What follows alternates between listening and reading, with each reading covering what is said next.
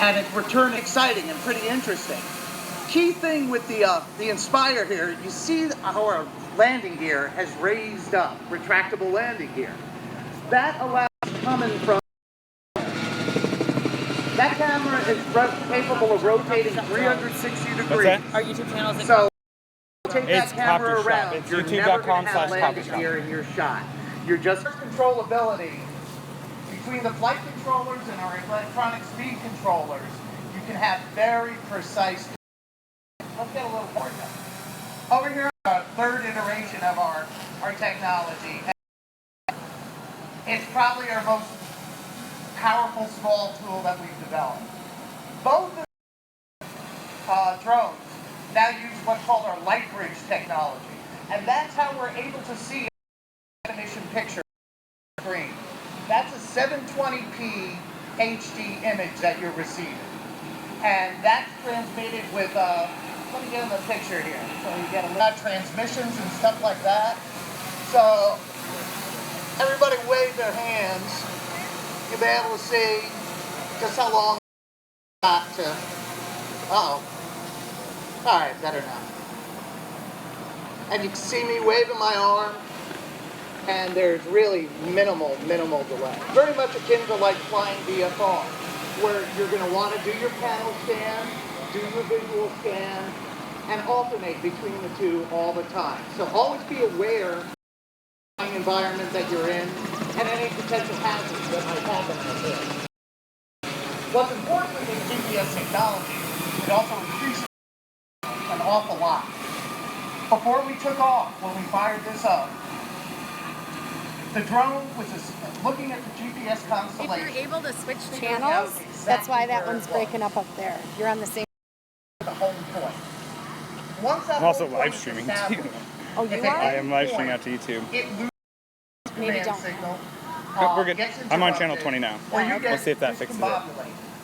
Yeah, that's luckily in it. Thank you. It'll automatically recognize that, raise up to a predetermined altitude, and you determine that by looking at what's your highest obstruction around, and then slowly make its way back to its home point and land itself and shut down the tail.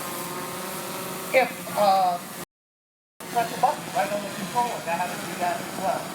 You can have it auto take off, you can have it auto land. But the thing that about this stuff, while the flight are great, it's really the imaging that you're able to do here. These are able to operate in an altitude range that really most other aircraft can't typically operate in. When you're talking sub 500 feet, yeah, some helicopter operations happen there, but those are generally going to be fairly serious operations. The best pictures you can get a lot of the time come from anywhere from 50 to 150 feet up in the air. It gives you a perspective of that you'd really not be able to get to. The crane's not forward. Dale, will you hold your position? Come down low enough. It's really a sweet spot, and that's a big reason why technology is taking off. I won't.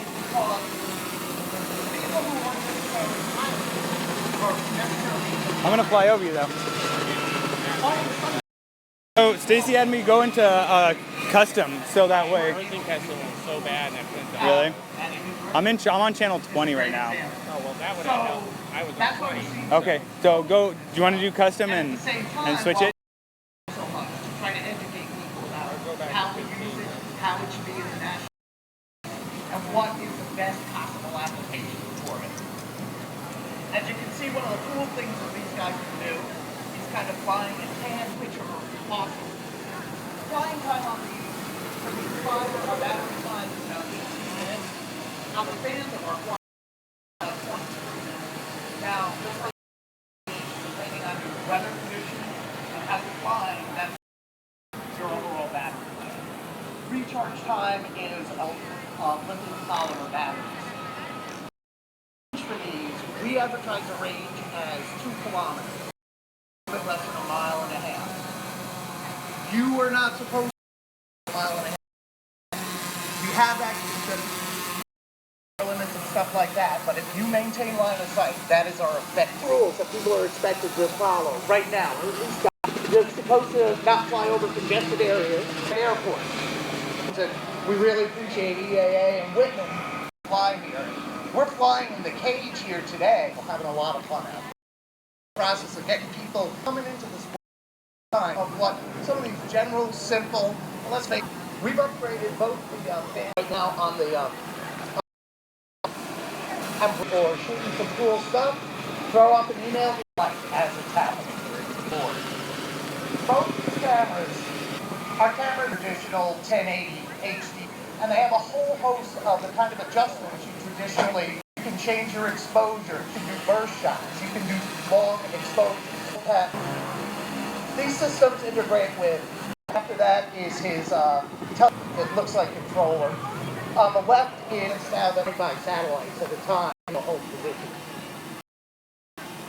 In order to stay in a single spot. Another important advancement on that is in order to create stable pictures, you have, and this gimbal uses brushless motors on what the aircraft is doing. So on the big screen, staying steady. That's a big shot can be challenging. These guys are able to do that. When we talk about performance on these,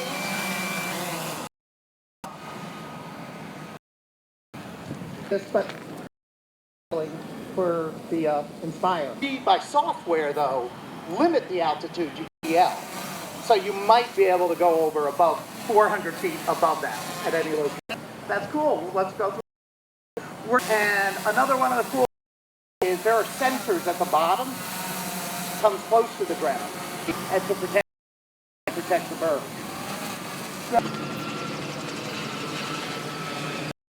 Well, for safety. You can see this is what changing the battery. It's now it'll go through. We'll do an auto takeoff. At that position until you decide to take the battery and start it to back up. Some things you can do with these is you can dynamically up and you drive from one place to another with your drone. Up and say, Let me see what else I can tell you about it.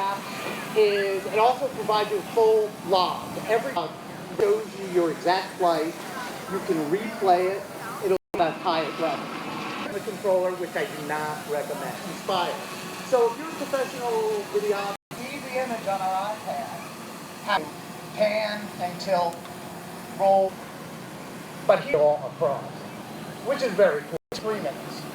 The camera. Okay. That's about it. So we have a lot of help in that regard. We have tutorial information on do's and don'ts under attack. Information. Now our app also lists airports compliant with the safety. Do you need me? The P2. It's almost akin to that kind of ease in. The way these things work, each motor has you put into the control sticks. It's asking how much it'll compensate for wind. The Inspire is certainly capable of handling. You'll be if it's a crosswind, right? So you get some great video. You're gonna natural board. Let's start with MC. The Phantom, Yeah, I'm hoping it just blacked out and then turned back. Come home now. If you say yes, you're going to go into its go and